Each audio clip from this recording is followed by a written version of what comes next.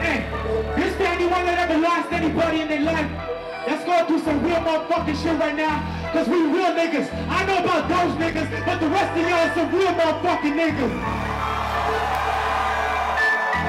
Yeah. Rest in peace to my brother, man. Let's go. April 8th, 1991. My mama had the first son. That's where the story starts. Way before the stars. Way before the lights. I want to know what's the first song that you ever heard? I always ask people this that like hit you a certain way, made you want to get into music. Damn. First song was probably Eminem, "Kill You," off Marshall. You don't. No. That's not how it went. But the first song was Eminem, "Kill You," because my cousin used to listen to like Eminem all the time. Okay. So that's the first one I heard. It was just so like crazy. It was like, yo, shit, that's some wild ass shit. Yeah, I just felt it off that. That was a crazy song. Yeah. That's off his second album. Yeah, were you a big Eminem fan? Well, like that's the first artist I heard. That's the first hip hop artist where I heard a catalog of their shit. Cause my cousin was always listening to Eminem. So that's like the first person I just gravitated towards, and then it just went on from that. Really. It was M.A. Do you ever find that like some people? I found this more before because now there's so many different like types of artists in terms of race, color, creed. Did you find at the time when you first heard Eminem that there was like, if you were a black guy, you didn't like you didn't boost that you listened to Eminem and vice versa? Well, for me, I was young. I was like 11 when I was here, so I didn't really even. Like that kind of stuff didn't even correlate with me, but I mean, as I got older, I guess like what you're saying is kind of true. As I got older, it wasn't like saying Eminem wasn't really like a thing. You say like Jay-Z, big, but when I first started, it was like, yo, like he's the only person I really knew of. So like Heads always gave him his love, like his props, but like a lot of people were kind of like on the low about it. I feel that. So besides Eminem, I want to know who are some artists that like influence you in like the sound that you are today? Man, Nas. Definitely Nas, just his storytelling and stuff like that. Biggie, his wordplay, his flow. Pac, just based on like for someone like Pac, like it was more like I don't really know a lot of Pac songs, but just the hunger that he brought and what he brought, like his soul and stuff like that. I fuck with him like that. Like that early East Coast of like Dipset, 50 Cent, like Styles P, Jadakiss. That early East Coast stuff is really what honed my sound, and then from that it expanded to like the Kid Cudis, the Wiz Khalifas, and all that. It's crazy stuff. When I talk to like guys like you that are coming up and doing their thing. Years ago, it's like when you ask people like who are the ones that they loved, they wanted to do music, and it was always the typical, the Nas, the Jay-Z's, and now as people like me get older and like new cats come in, you start to hear the like 50 Cent, Dipset, you know what I mean, like the new legends. It's just a generation, which is crazy.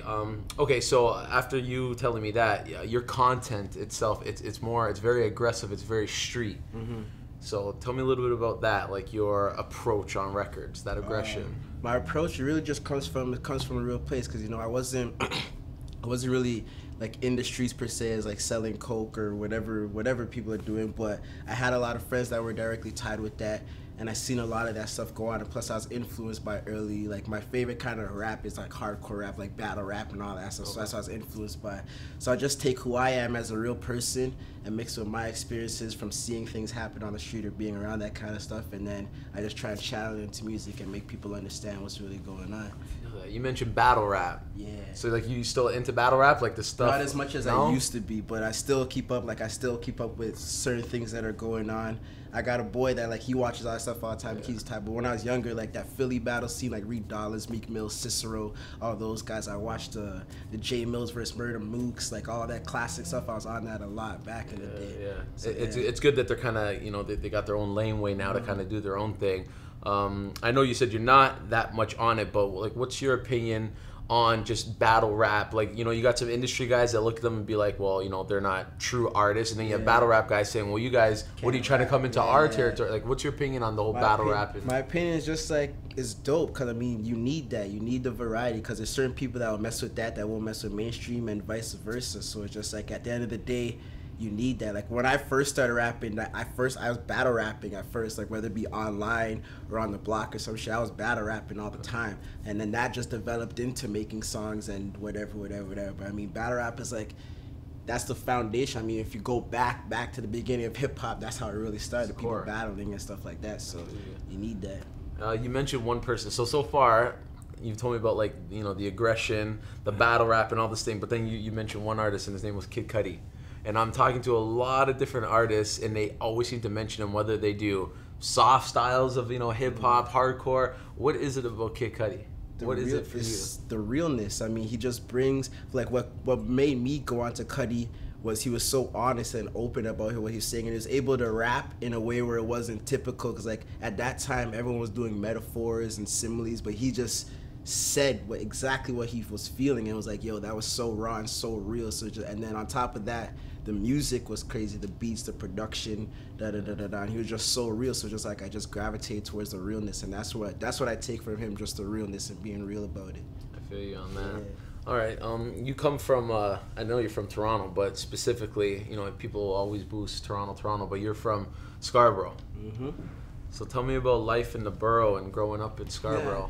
Yeah. Life in the bricks. I mean, it's crazy because coming from here, it's like you get both worlds. I mean, you get the street side, but then you get the other side of thing where it's not the street, like the school side and stuff like that. So that's where I find myself kind of in the middle, where you could touch the street side and touch like the scholarly side or whatever like that. I mean, and the borough's a small place, so anything that goes on or like it hits close to home. Right. Like everyone has friends that they know that have been involved in some dangerous stuff, and everyone has friends that they know that have gone on to be like, you know, in school, the quote unquote the proper lifestyle to live and stuff. So coming up here is just you take both sides and you just basically figure out your way from there. I mean, you know. What do you love about it? Obviously, this is your home and it's all you know. But what do you love? What is it about Scarborough that you just love the most? The grittiness, like the chill back, and like everyone from Scarborough is mad. Everyone like just chill. If you go to downtown, more downtown people, they're more like rowdy and like loud. But people from Scarborough, you know, we're just mad chill. Everything's just low key, and it's a small place, so like everyone knows everybody. So it's kind of like if you know people in this certain section, you'll be good like wherever you go and just stuff like that. I just like it's low key. Scarborough's always had, I guess, that like kind of that hardcore perception of it.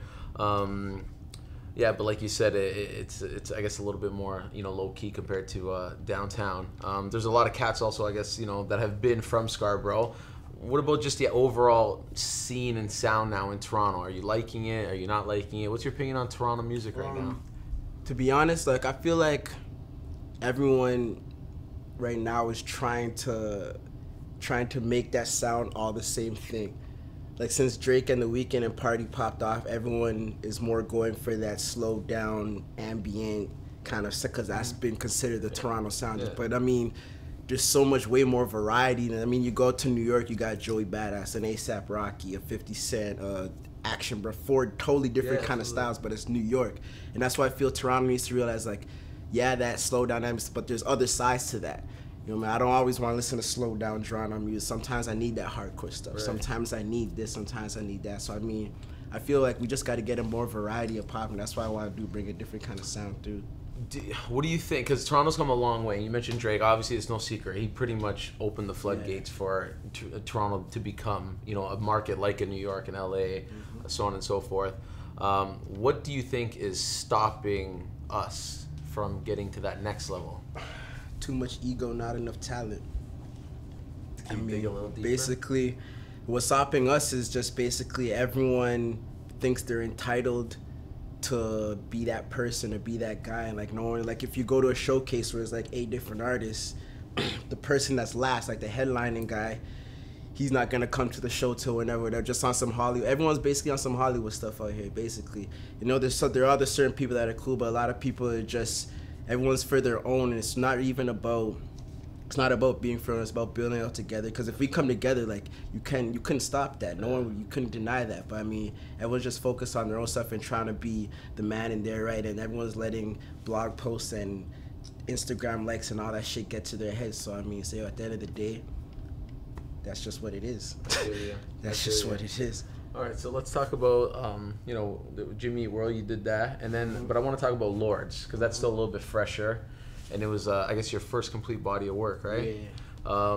What was the creation process and just that entire time for you? What was Lords like? Lords, that creation process, that was an up and down. I mean, because at that point, I already dropped Jimmy Eat World, and then like the whole time I was working on Lords, I wasn't really working and stuff. That was just more. That's why it has such a street sound, because we were really just just on corners of the street, just chilling late night. None of us had jobs and stuff. We're just like, yo, we just gotta create something that just makes this. I'd be in the studio like mad late night, drinking a lot of like 40 ounces and shit or whatever. So that's why it just has that grittier, hungrier sound, because it was just like that's where we were at that time, you know. So that's how that really came about and stuff. Really. Are you happy with like how Lords and everything turned out? Yeah. I think the reception of it was dope. I mean, as far as, because I usually like to put together projects for like conceptual projects, but Lords wasn't like the title of it was a concept, but as far as the body of work, it wasn't really concept. It was just more putting together songs just to get that exposure. You know what I'm saying? So it wasn't, I didn't really go at it like, yo, I want to have this. It was more like, yo, let me just make dope songs to get that exposure, and then now when I come, everything else is gonna be conceptual. And what's the favorite, your most favorite track off that you created? Probably One Whiskey. I mean, because it's just such a personal song, so that'd probably be like the one that's just the closest to my heart. Okay, so then which is your favorite to perform? God, fuck it, yo. Yeah, it's always gets a dope response out of the crowd and shit. That's for sure. Okay, so then what's next for you? I know you did mention that you were working on something new. So can you tell people what you're working on next? I started working on my album and stuff. It's called Prince of the Borough.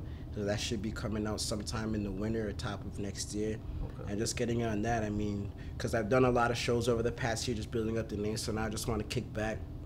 So I really focus on the album, because it's really gonna be like my first, like Lords was the debut, but that was just to get people to know. So now people know the name, they understand what I'm about more. So like this one's gonna be that real first one where it's like. What can people expect from Prince of the Borough? You know, I guess compared to Lords. Prince of the Borough is just gonna be more conceptual, deeper songs, more meaning in each of the songs.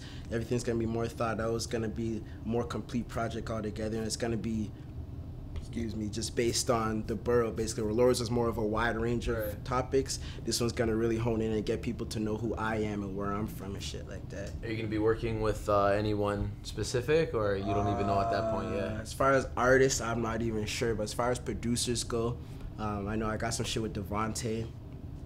Rocco, who's my right hand man, he's on that shit. Chef Bayer, who's an upcoming producer, I got some shit from him too, so it should be fucking dope. So it's gonna be crazy. Yeah. Okay, man. So the last thing I'm gonna ask you is, what does hip hop mean to you? Hip hop means the world to me. I mean, if it wasn't for hip hop, I don't even know what I'd be doing right now, to be honest. So it's just like, from a kid to right now, hip hop has always been that one thing, and it connects so much people. It connected me with so much people too. So just like, that's all I can really say is hip hop means the world. All right, man. I appreciate this.